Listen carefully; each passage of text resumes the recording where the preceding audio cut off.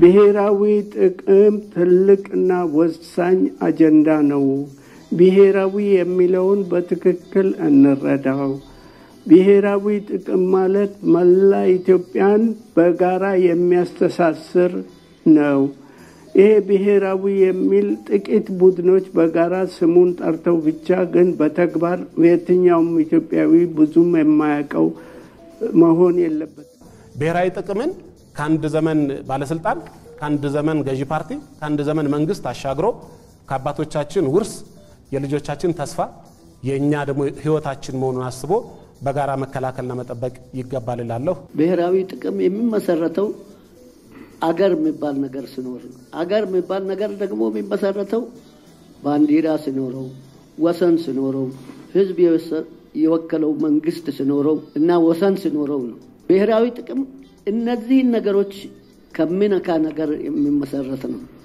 ብሔራዊ ጥቅም የህዝብን አንድነት ከውስጥም ሆነ ከውጭም የሚነካ ሲነሳ፣ ባንዲራ ሲነካ፣ ልማት እንዳይለማ የሀገር ውስጥ ሲደረግ ብሔራዊ ጥቅም ተነካ ማለት ነው። ብሔራዊ ጥቅም እነዚህን ሁሉ የሚመለከት ነው። የአንድ ሀገር ብሔራዊ ጥቅም ለሌላው ብሔራዊ ስጋት የሚሆንበት፣ የአንዱ ብሔራዊ ስጋት ለሌላው ብሔራዊ ጥቅም መስሎ የሚታይበት፣ አንዳንዱ ደግሞ የጋራ ብሔራዊ ጥቅም ይፈጥርና ሁሉም የሚተሳሰርበት ጉዳይ ሆኖ እንዲታይ ያደርጋሉ። ባለሙያዎች ብሔራዊ ጥቅም የሚባለውን እንዲህ ነው ብሎ ትርጉሙን ለማስቀመጥ ውስብስብ ባህሪ እንዳለው ይገልጹና በአንድ ጉዳይ ላይ ሰዎች የሚኖራቸው የተለያየ አመለካከትና አስተሳሰብ ወጥ የሆነ ብያኔ ላያሰጠው የሚችል ምክንያት አድርገው ያቀርባሉ። እርስ በርስ ወከባ፣ ውድድርና ፉክክር በበዛበት፣ ሀገሮች ያንን ጥቅም ለማስጠበቅ ኃይል በሚያበዙበት፣ የሀገር ደህንነትና ጸጥታ፣ የኢኮኖሚ ነጻነት ወዘተም በሌሎች ጉዳት ማስከበርን እንደ ብሔራዊ ጥቅም የሚያዩም አሉ። ለብሔራዊ ጥቅማችን ጠንቅ ስለሆነ ከስልጣን ይውረድ ተብሎ ከሚገለጽ የሀገር መሪ ጀምሮም ለውጭ ግንኙነት እንቅፋት በመሆኑ ሊኖር አይገባም ተብሎ ጦር የሚመዘዝበትም አለ። ብሔራዊ ጥቅምን በኃይል ማስከበር መሆኑ እንግዲህ ብዙዎች የሚስማሙበት ብሔራዊ ጥቅም እንደየዘመኑ የተለያየ ቢሆንም በሀገር ደረጃ ቋሚ የሆነ ብሔራዊ ጥቅም ዜጎች ሁሉ በአንድነት ሊስማሙበት የሚገባና መንግስታት ኖሩም አልኖሩም ሊቀጥሉ የሚገቡ የሚባሉ ጥቅሞች ምንድናቸው የሚለው ነው ዋናው ጥያቄ። ዜጎች እርስ በርሳቸው በእነዚህ ጥቅሞች ላይ የጋራ አቋም አላቸው ወይ የሚል ይነሳል። ለምሳሌም ታላቁን የኢትዮጵያ ህዳሴ ግድብ ግንባታው ሲጀመር በሙሉ የደገፉ እንዳሉ፣ በተቃርኖ የቀጠሉ ኋላም ወደ መደገፍ ምክንያቱም አሉ የኢትዮጵያ ዘላቂ ሀብት ነው ብለው ወገባቸውን አጥብቀው ስራ ላይ የገቡ በርካታ ዜጎች አሉ። እንደየፖለቲካው ትኩሳትና እይታ ብሔራዊ ጥቅምን መለያየት አይቻልም ወይ የሚል ጥያቄም የሚያነሱ አሉ። ባለሙያዎች እንደሚሉት ግን ቋሚ ብሔራዊ ጥቅም የለም ነው። እንደ ዓለም አቀፍ ሁኔታ፣ እንደ ቴክኖሎጂ እድገት፣ ኢኮኖሚ፣ ማህበራዊ እሴቶች መቀየርና መለዋወጥ መንግስታት እንደሚሰጡት ዓላማና ቅድሚያ ብሔራዊ ጥቅም የተለያየ ሊሆን እንደሚችል ይስማማሉ። በዚህ ክፍል 2 ዝግጅት ለማየት የምንሞክረው ከሚለያዩን ይልቅ የማይለያዩን አንድ የሚያደርጉን የኢትዮጵያ ብሔራዊ ጥቅሞች ምንድናቸው የሚለው ነው። ነገር ግን እነዚህን አንድ ሊያደርጉ የሚገቡ ብሔራዊ ጥቅሞች ላይ ደግሞ የተለያዩ እይታዎች እንዳሉ መዘንጋት የለብንም። ለዚህ ዝግጅት እንዲረዳን ብሔራዊ ጥቅም ምንድነው ከሚለው ጀምሮም የአእምሮ ውቅራችን ለዚህ አንድ ሊያደርገን በሚገባ ጉዳይ ላይ መለያየትን የሚፈጥርብን ምክንያት ከለንደን እንዲሁ አንድ እንግዳ ይዘንላችሁ እንቀርባለን። ኢንጂነር ወንድሙ ነጋሽ። በጣም አመሰግናለሁ። ወንድሙ ነጋሽ ይባላል። መጀመሪያ የምናየው ናሽናል ኢንተረስት የሚለውን እንግዲህ በተቻለ መጠን ሰዎች ሊገባቸው በሚችል መንገድ ለማቅረብ ሞክረው። ምክንያቱም አንድ ሰው አዲስ ከሆነ ለዛ ነገር ናሽናል ኢንተረስት ምንድነው ለሚለው ነገር በጣም ሲምፕል በሆነ ነገር ነው። እንግዲህ አንድ ሰው እንደ አንድ ሀገር እንደ አንድ ግለሰብ እንመልከት። እንግዲህ ያ ግለሰብ የራሱ ግብ አለው፣ ህልም አለው እና እንደገና ደግሞ ለዛ ነገር ለራሱ የሚያሳስቡት ለራሱ ይሄ ነው ህይወቴ መኖር አለበት በዚህ አይነት መንገድ ነው የሚላቸው ነገሮች አሉ። ልክ እንደዛው የአንድም ሀገር የራሱ ፍላጎቶች የራሱ ቅድሚያ የሚሰጣቸው ነገሮች አሉ። እንግዲህ እነዚህ ናሽናል ኢንተረስት የምንለው አንድ ሀገር ቅድሚያ የሚሰጣቸው ነገሮች ለሚያስፈልጉት ነገሮች ቅድሚያ የሚሰጣቸው ናሽናል ኢንተረስት አድርገን ልናየው እንችላለን እና ስትራቴጂክ ፕራዮሪቲስ ጎል ኤንድ ቫልዩስ ይላል። እነዚህ ደግሞ ለአንድ ሀገር እንዴት ራሱን ለመከላከል የሚያስፈልጉ ወይም ደግሞ መድረስ የሚፈልገውን ዓላማ አቺቭ እንዲያደርግ የሚረዱት ናቸው ማለት ነው። እነዚህ ስትራቴጂክ ፕራዮሪቲስ ጎልስ ኤንድ ቫሉስ የምንላቸው እንግዲህ የስትራቴጂ ቅድሚያ የሚሰጣቸው ግቦች እና ዋጋ የሚሰጣቸው ናቸው። እንግዲህ ይሄ ምን ይባላል? ኤግዛምፕል ለምሳሌ በኢትዮጵያ እንግዲህ ሰላም እንፈልጋለን፣ ስትሮንግ የሆነ ኤዱኬሽን፣ ጥሩ ትምህርት፣ የምግብ ሴኪሪቲ፣ በምግብ ራስን መቻል፣ እንደገና አንድነት የመሳሰሉትን ነገሮች እንግዲህ ቫሊዩ ወይም ደግሞ እንደ ዓላማ እንደ ቅድሚያ የምሰጣቸው ነገሮች ናቸው። ይህን እንግዲህ ይሄ ናሽናል ኢንትረስት ያካትተዋል። ቫሊዩ የምንለው እንግዲህ አንድ ካንትሪ አንድ ሀገር የሚያምንበት ለምሳሌ በጣም ኢምፖርታንት የሆነ ነገር የሚለው እንደ ነፃነት፣ እንደ ሴፍቲ፣ እንደ የራሱን ባህል እነዚህ ነገሮች ያካትታሉ። ሁለተኛው ጋይድ ፎር ፖሊሲስ ኤንድ ዲሲዥን ይላል። እንግዲህ እነዚህ ለአንድ ናሽናል ኢንትረስትን በደንብ አድርገው ለራሱ እንደ መመሪያ ሆኖ ሊያገለግሉት ይችላሉ። በተለይ ውሳኔ ለመወሰን ሊደሮች ወይም መሪዎች ያ ነገር በጣም ይጠቅማቸዋል ማለት ነው። ሁለት ነገሮች አሉ። ሁለት ፖሊሲዎች አሉ። አንዱ የውስጥ ነው፣ ሌላው ዶሜስቲክ ፖሊሲ ነው የምንለው። እንግዲህ ኢንሳይድ ካንትሪ ኤግዛምፕል ትምህርት እንደ ኤዱኬሽን የመሳሰሉት ነገሮች እነዚህ የውስጥ ፖሊሲዎች ናቸው። እነዚህ በናሽናል ኢንተረስት ውስጥ የሚካተቱ ናቸው። ፎሬን ፖሊሲ how the country interacts ሌሎች የውጭ ፖሊሲያችን ከሌሎች ሀገራት እንዴት ኢንተራክት እንደምናደርግ በሰላም ይሆናል፣ በንግድ ይሆናል የመሳሰሉት ነገሮች ሁሉ እነዚህ እንደ መመሪያ ሆነው በናሽናል ኢንተረስት ውስጥ ይካተታሉ። ለምሳሌ የኛ ፉድ ሴኩሪቲ ናሽናል ኢንተረስት ከሆነ ለዛ ነገር ቅድሚያ እንሰጣለን።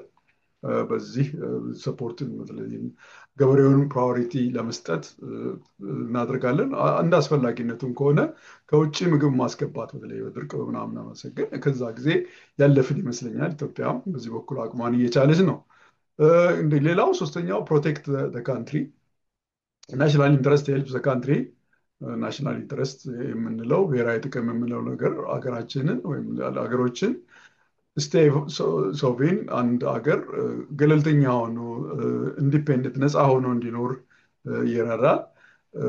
ስቴብል አቮይድ ካውስ ኦፍ ዋር በጣም የተረጋጋ ችግሮች ከጦርነትና ከመሳሰሉት ነገር ራሱን እንዴት አድርጎ አግልሎ ማኖር ይችላል። እንግዲህ ዴቨሎፕ ግሮ ኢኮኖሚ ያው እድገት አለ። በዚህ እድገት ላይ በኢኮኖሚ በቴክኖሎጂ በሰርቪስ በመሳሰሉት ነገሮች እነዚህ ነገሮች ሁሉ በናሽናል ኢንትረስት ይካትታሉ። ኢንሹር ዘ ዌል ቢንግ ይሄ እንግዲህ እንዴት ህብረተሰቡ በሰላም በጤና እንደገና ደስተኛ ሆኖ የሚኖርበትን መንገድ እነዚህ ሁሉ ከናሽናል ኢንትረስት ቁጥሮች ጋር እንግዲህ በሶስተኛ ደረጃ ያየው ላይ ይካትታሉ።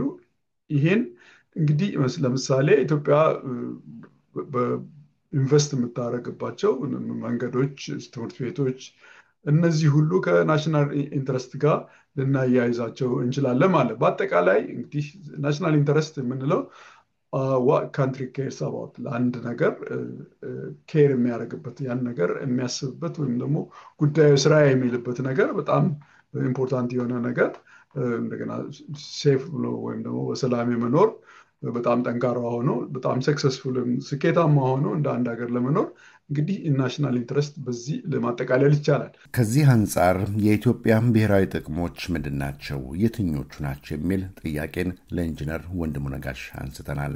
እንደው ዲቴይል የሆነ ኢትዮጵያ ውስጥ ለመግባት ዲፊኒሽን ኦፍ ናሽናል ኢንተረስት ኢትዮጵያ ዲቴይል ለመግባት ለምሳሌ የኢትዮጵያን ሎንግ ተርም ወይም ደግሞ የረጅም ጊዜ የኢትዮጵያ ፍላጎት በሴኩሪቲ ራሷን ጥበቃ ራሷን መጠበቅ በኢኮኖሚክ ግሮዝ ፖለቲካል ስታቢሊቲ የምንላቸው ነገር በሰላም የመኖር በኢኮኖሚ ራስን የመቻልና በኢኮኖሚ የማደግ በፖለቲካ በጣም የተረጋጋ ሀገር እነዚህ እንግዲህ ሌላው ባህላችንን ጠብቀን የመኖር ማለትም ይሄ እንግዲህ በታሪክና በጂኦፖለቲክስ እና በሶሺዮ ኢኮኖሚክ እነዚህ ነገሮች ልክ ቅርጽ በሰጡን የነዛን ነገሮች ጠብቆ የመኖር ነው። እንግዲህ ኪ ኮምፖነንት ኦፍ ኢትዮጵያንስ ናሽናል ኢንተረስት እንደው ቁልፍ የምንላቸው የኢትዮጵያ የሀገር ጥቅም የምንላቸው እንግዲህ ሉዓላዊነትና ድንበሮቻችንን በደንብ ጠብቆ የመኖር የመሳሰሉት ናቸው። ለምሳሌ ፕሮቴክት ኢትዮጵያንስ ቦርደር ፍሮም ኤክስተርናል ትሬትስ፣ የኢትዮጵያን ድንበር መጠበቅ፣ መከላከል፣ ክብሯን ወሰኗን ማስጠበቅ ሊሆን ይችላል። ለምሳሌ ገርድን እንግዲህ ከውጭ ለሚመጣብን ተጽዕኖ ያን ነገር ላለማድረግ የገርድን ሴኪሪቲ እነዚህ ነገሮች የመጠበቅ ከናሽናል ኢንተረስታችን ጋር የተያያዘ ነው። እንደገና ዲፌንዲንግ አጌንስት ሪጅናል ኮንፍሊክትስ ለምሳሌ ከሱዳን ጋር የቦርደር እንትን አለን። እነዚህ የናሽናል ኢንተረስታችን ስለሆኑ በዚህ ራሳችን ፕራዮሪቲ የምንሰጣቸው ናቸው ማለት ነው። በኢኮኖሚም ራሳችን ሰልፍ ሰፊሸንሲ የምንለው በተለይ በስንዴ